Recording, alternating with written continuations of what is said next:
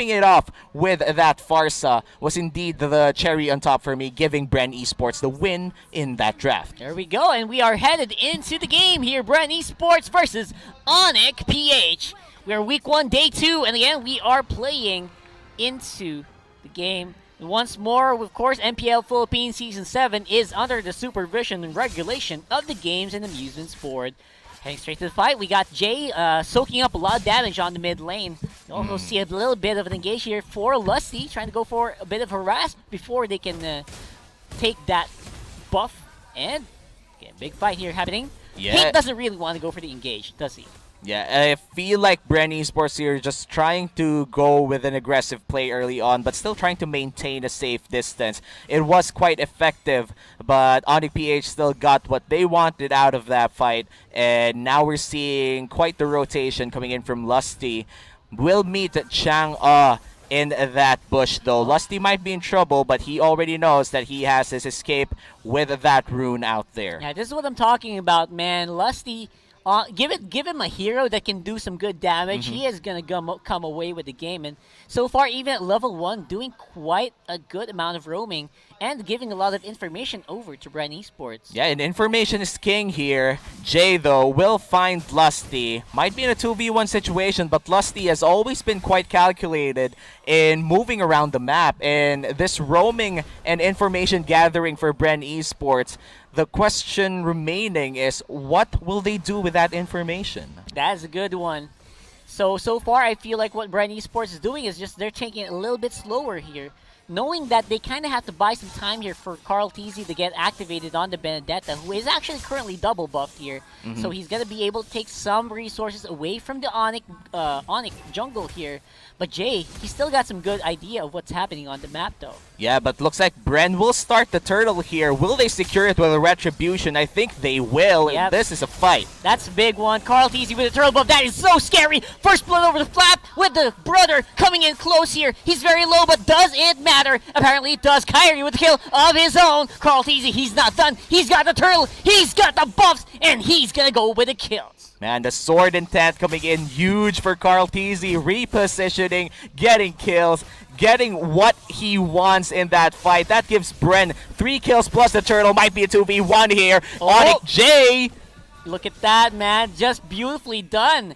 I feel like Carl TZ is a great guy to put on the Vendetta. High skill cap in the hands of a very young, very talented, very aggressive player. Usually will net you good results. Yeah, and Carl TZ, reigning finals MVP for both national and international championships of Bren Esports, and a high skill cap hero such as the Benedetta, as you said, would yield to a lot of good results here. But in the top lane, Iaknu might find trouble in a 2v1. Yeah, that could be bad, but so far I feel like Iaknu is one of those veteran Khalid players, so he's not going to go for it unless they know they can get something in return. However, Hate, of course, is not in any position to go for the fight as well, knowing that Lusty is not really showing himself on the map. So he's not really sure if he can go for the engagement or not. Yeah, and he will be safe for now, but we are seeing at least 3 members from Bren Esports hovering towards the top side, and we're seeing Jay responding as well. This might be a possible 2v3, but looks like Iaknu will be clearing out the minions first, which is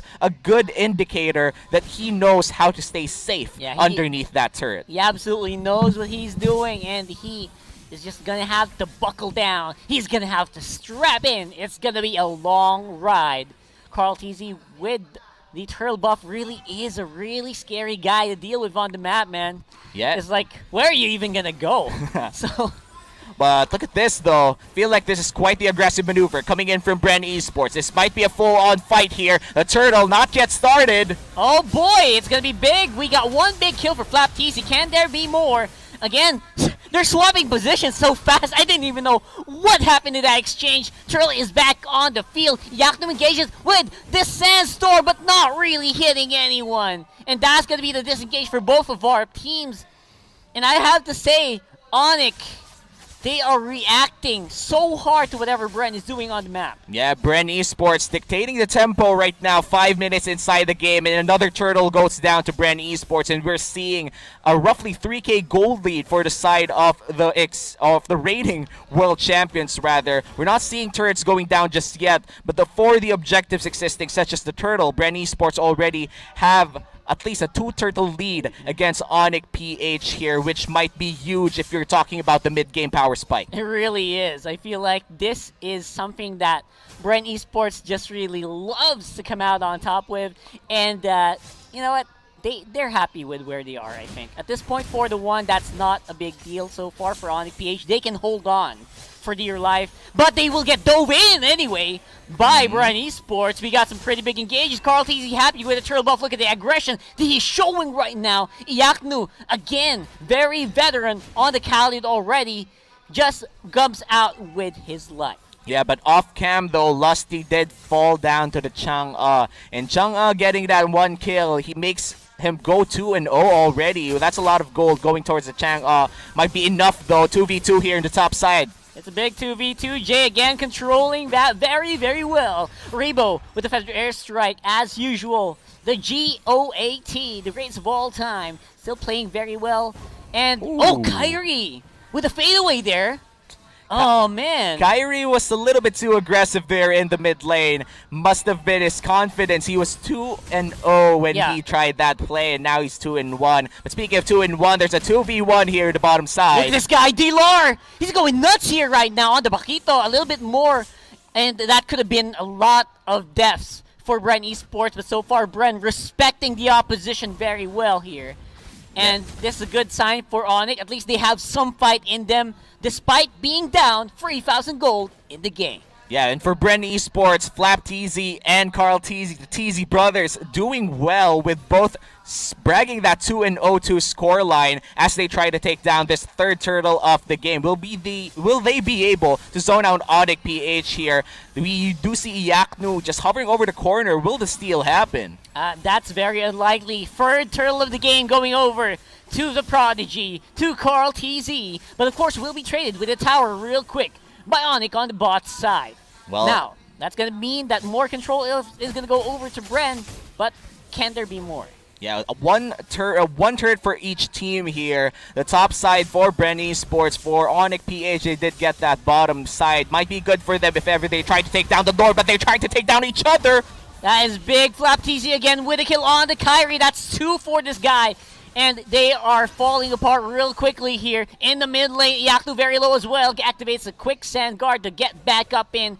They can defend, but so far, the pressure is real coming from Bren Esports. Yeah, the pressure is real coming in from Bren Esports as they just they've been pressuring Onic PH right now. Everything inside the map is just working out for Bren Esports. Onic PH has been responding left and right to Bren Esports, but not really taking their own objectives, which is a big indicator where Onic PH, they need to make their own plays and not just adjust and readjust over to the next place of Bren Esports. And to be fair, they are trying to buy time for Hate to get activated on the Roger. With the Windtalker on, maybe they want to go for more fights, but so far Lusty and Rebo has been so proactive in activating the fights. Few on the Sylvana. This is the perfect guy to hold this hero. Good control each and every time he goes into a fight. We might see a big one here under the turret. We got 3 members of Onic in with a great way of the dragon in. Few will be able to comedic lance out of there with a spiral strangling. He will take on Dilar. Oh my god, the execution coming in from Bren Esports is super clean. It feels like they didn't even take a break in the off season. They're as in form in their world championship here. And looks like the Lord will be spawning and they'll be taking the turret in the mid lane for now. Bren Esports looking to take down Onic PH. Gotta go for the Ragey Sandstorm away, playing defensively as Onic PH is. Electro Final Blow zones out those minions. And Carl TZ, still very much hungry for blood, is very low though, will be forced to back off. And again, as you said, we got the Lord spawned up. This should be an easy take for Bren, if only they had health. So far right now, Onic is a lot more healthy, so they can go for fights if they wanted to.